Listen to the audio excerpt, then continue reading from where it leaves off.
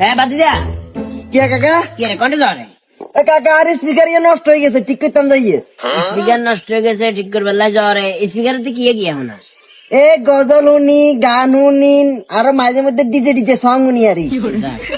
তোর বাইরে আন্ডা বাই দূরত্ব একেবারে কম করিলেও মিনিমাম 200 থেকে 300 হাতে হ্যাঁ ওই বনে হ্যাঁ এমন জোরে স্পিকার ইয়ে বাজাই দেওয়া সেটা তুমি ব্যাগ কিছু একবারে ক্লিয়ার পাবে শুনি।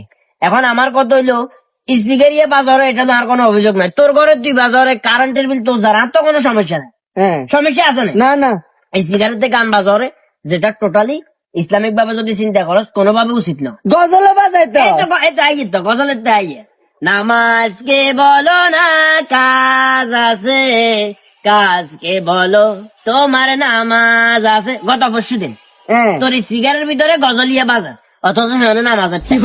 এখন আমার কথা হইলো নামাজের গজল উনি যদি চিত্তই হুতি ডাকো তো গজল উনি কোনো লাভ আছে না, কোনো লাভ আছে না। আরে কষা এবার আর মাতে না এই নামাজ হবি নি নামাজ আর ইয়ে ঠিক করি আগের পার্টি আছে তো। পার্টি টার্টি হরে আই যাতে স্পিকার রাবা নার ঘর পর্যন্ত ন যায় ডাইরেক্ট কথা স্পিকার বাজরে তুই ওয়াজ শুনতে হারস গজল শুনতে হারস আর খালি গজল শুনলে হইতো না, গজল শোনার পাশাপাশি গজলে কি বলতেছে ওয়াজের ভিতরে মাওলানারা কি বলতেছে ওই জিনিসগুলো আমাদেরকে চর্চা করতে হবে। ক্লিয়ার বুঝি ওই আগে পার্টি গেছে। আবার কথা ভাই খাবার গেল নিয়ে